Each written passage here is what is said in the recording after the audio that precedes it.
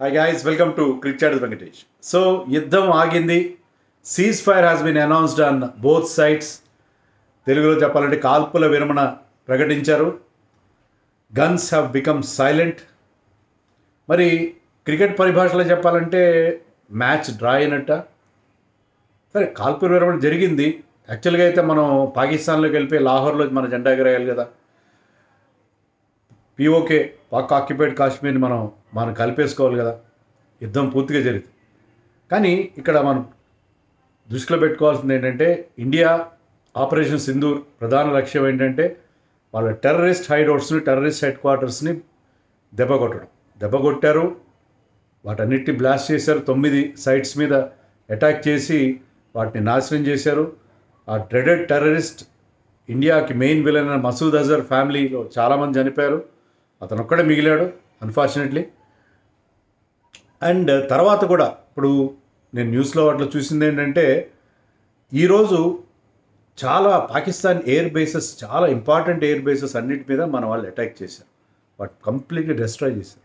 So వాళ్ళు ఇంకా చేసేదేం లేక కంటిన్యూ చేయలేరు. వాళ్ళ దగ్గర ఫ్యూయల్ లేదు, డబ్బులు లేవు, అండ్ యుద్ధం చేయడానికి వాళ్ళ దగ్గర ఆ ఎయిర్ బేసెస్ అన్నీ డిస్ట్రాయ్ అయిపోయినాయి. సో చేసేదేం లేక వాళ్ళు సీజ్ ఫైర్కి ఒప్పుకున్నట్టుగా మనకి కొంతమంది చెప్తున్నారు. అదే నిజం కూడా అయ్యుండొచ్చు. అండ్ పిట్టపోరు పిల్లి తెచ్చింది అన్నట్టుగా మధ్యలో డొనాల్డ్ ట్రంప్ వచ్చేసి నేనేదో చర్చలు జరిపాను, నేనే సీజ్ ఫైర్ చేపిస్తున్నానని చెప్పాడు.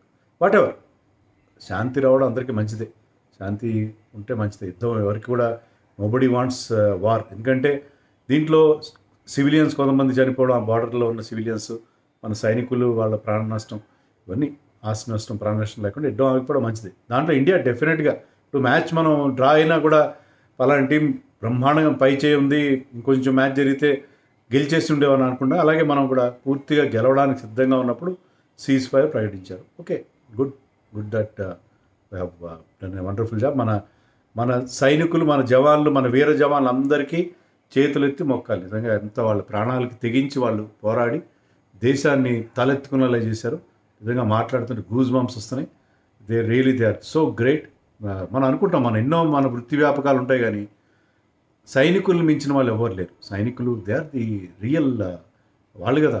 ప్రాణాలకి తెగించి పోరాడేవాళ్ళు, ప్రాణాలు పోరాడేవాళ్ళు వాళ్ళు కదా రియల్ దేశభక్తులు. అంటే వాళ్ళు దేశం కోసం పాటుపడేవాళ్ళు అంటే వాళ్ళు కదా సైనికులు. సో సైనికులు, మన త్రివిధ సైనికులందరికీ కూడా వందనాలు. Congratulations, you have done a wonderful job. అద్భుతంగా పాకిస్తాన్ని చావు దెబ్బ కొట్టారు. మళ్ళీ ఎప్పుడు ఇండియా వైపు కన్నెత్తి చూడకుండా చేశారు. Hats off to them. So ఇంకా మరి ఐపీఎల్ గురించి చూద్దాం. సో ఐపీఎల్ అతి త్వరలో స్టార్ట్ అవుతుంది, ఒక వారంలో స్టార్ట్ అవుతుంది అని అంటున్నారు.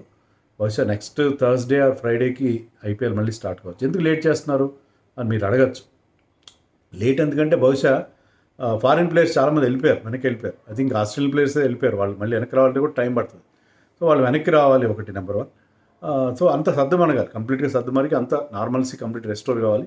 ఇప్పుడు యాజ్ పర్ షెడ్యూల్ అన్ని మ్యాచ్లు జరుగుతాయి, ఆ వెన్యూస్లో జరుగుతాయి అన్నట్టుగా మనకి వార్తలు వస్తున్నాయి. మనకేమి వెన్యూ చేంజ్ లాంటిది అలాంటివి ఉండకపోవచ్చు. ఎందుకంటే ఇప్పుడు బార్డర్స్లో నో ఫ్లై జోన్ అన్నీ కూడా ఎత్తేసారు.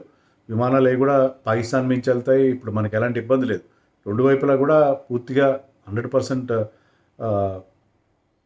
సీజ్ ఫైర్ ఉంది కాబట్టి ఐ థింక్ ధర్మశాల మ్యాచ్. ఇప్పుడు ధర్మశాల గురించి ఎందుకు చెప్తున్నానంటే, పంజాబ్ ఢిల్లీ మ్యాచ్ ఏదైతే అర్ధంతరంగా ఆగిపోయిందో ఆ మ్యాచ్ మళ్ళీ రెజ్యూమ్ అవుతుంది, మళ్ళీ రీషెడ్యూల్ చేస్తారు, మళ్ళీ ఆడిస్తారని చెప్పి మనకి వార్తలు. ఎందుకంటే ఇప్పటికి కూడా పాయింట్స్ యాడ్ చేయలేదు. పాయింట్స్ యాడ్ చేశారు మన కామెంట్స్లో అన్నారు, కానీ పాయింట్స్ యాడ్ చేయలేదు. ఆ మ్యాచ్ని అలా అట్టి పెట్టారు. సో ఆ మ్యాచ్ కూడా యుద్ధం వల్ల ఆగిపోయింది కదా, యుద్ధ వాతావరణం వల్ల ఆగిపోయింది కదా. సో ఆ మ్యాచ్ని కూడా మళ్ళీ జరుపుతారు. సో అక్కడి నుంచి మొదలవుతుంది. అంటే మనకి 18 days కావాలి. ఇంకా 18 days ఆఫ్ ఐపీఎల్ జరగాల్సి ఉంది. వారం రోజులు లేట్ అయితే, వారం రోజులు అంటే ఇప్పటికే ఆల్రెడీ 3 రోజులు అయిపోయింది కదా. మళ్ళీ థర్స్డే స్టార్ట్ అయిన వారం రోజులు అంటే మళ్ళీ 25th జరగాల్సిన ఫైనల్, మే 25th, ఈ నెల 25th జరగాల్సిన ఫైనల్ వారం రోజులు అంటే మరి జూన్ 1st ఎప్పుడో జరగాలి. జూన్ 1st జరగాల్సి ఉంటుంది. సో వారం రోజుల గ్యాప్ తర్వాత మళ్ళీ ఐపీఎల్ రెజ్యూమ్ అయ్యే అవకాశం మనకు కనిపిస్తుంది. సో అది పరిస్థితి. 1 week డిలేతో స్టార్ట్ అవుతుందని చెప్పి మనకి రేపు ఎల్లుండి మీటింగ్ పెట్టుకుంటారండి బీసీసీఐ వాళ్ళు. అప్పుడు they will come to A decision ఏం చేయాలి, ఎలాగా చేయాలనేది నిర్ణయం తీసుకుంటారు. మరి ఇక్కడ ప్రాబ్లం ఏమవుతుందంటే జూన్ 11th నుంచి డబ్ల్యూటీసీ ఫైనల్ ఉంది. చాలా important. Australia first time WTC ఫైనల్కి వచ్చింది. సౌత్ ఆఫ్రికా వాళ్ళ అపోనెంట్. సో ఈ 2 టీమ్స్ కూడా ఆడాలి కదా మరి వాళ్ళు. మరి ప్యాట్ కమిన్స్ కానీ, మిచెల్ స్టార్క్, ట్రావిస్ హెడ్ వీళ్ళందరూ వెనక్కి వస్తారా? దగ్గరగా ఉంది 10 రోజుల తేడాతో. అంటే course Travis Head, Pat Cummins వాళ్ళ టీం క్వాలిఫై కాలేదు వేరే విషయం. మిచెల్ స్టార్క్ టీం క్వాలిఫై అవడానికి అవకాశం ఉంది.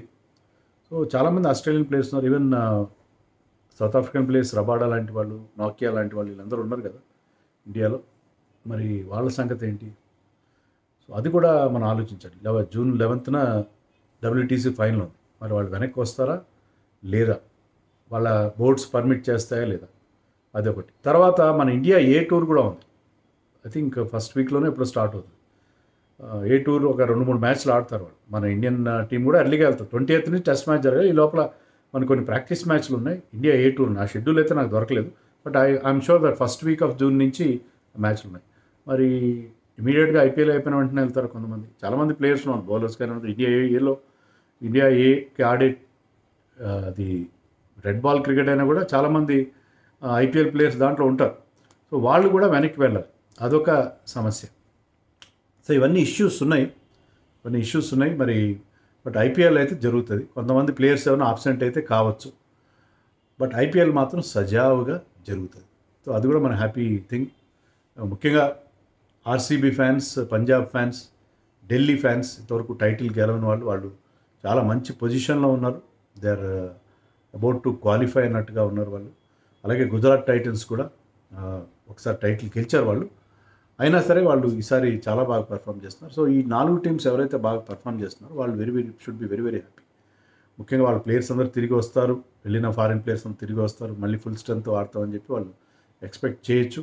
దానివల్ల ఏమవుతుందంటే మీకు ప్రాపర్గా అంటే ఒక వారం రోజులు ఒక స్ట్రాటజిక్ టైంఅవుట్లో గ్యాప్ వచ్చినా సరే మళ్ళీ ఐపీఎల్ రెజ్యూమ్ అవుతుంటే మళ్ళీ ఇదే ఫామ్ని వాళ్ళు కంటిన్యూ చేయొచ్చు. ఒక వారం రోజులు మ్యాచ్లు కూడా ఉండవు కదా కొన్ని సందర్భాల్లో మీకు వారం రోజులు మ్యాచ్ గ్యాప్ కూడా వస్తుంది. కానీ ఐపీఎల్ ఇలా కంటిన్యూస్గా జరుగుతుంటే మళ్ళీ అదే వేలో అదే మొమెంటం వాళ్ళ దగ్గర ఉంటుంది.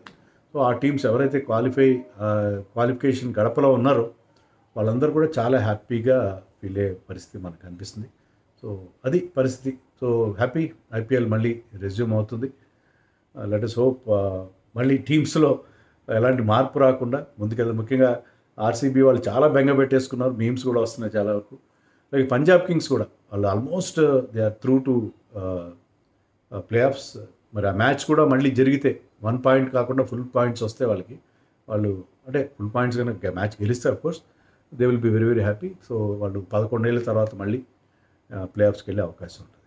So happy for now IPL మళ్ళీ రెజ్యూమ్ అవుతుంది. షెడ్యూల్ కూడా బహుశా వాళ్ళు ప్రకటిస్తారు. మోస్ట్ లైక్లీ సేమ్ వెన్యూస్లో ఎక్కడైతే జరగాల్సిందో ధర్మశాలలో ఉన్నాయి, ఢిల్లీలో ఉన్న మ్యాచ్లు, అహ్మదాబాద్లో ధర్మశాలలో యాక్చువల్లీ 2 మ్యాచెస్ జరగాలి కదా. సో నెక్స్ట్ మ్యాచ్ కూడా ధర్మశాలలో జరిగే అవకాశం ఉంది. So Dharamshala match might happen and also matches in Delhi, మన హైదరాబాద్లో ఒక మ్యాచ్ ఉంది, బెంగళూరులో, చెన్నైలో, కోల్కతాలో అండ్ హైదరాబాద్లో అఫ్కోర్స్ ప్లే ఆఫ్స్ కూడా ఉన్నాయి. అవి యాజ్ పర్ షెడ్యూల్లో జరిగే అవకాశం మనకు కనిపిస్తుంది.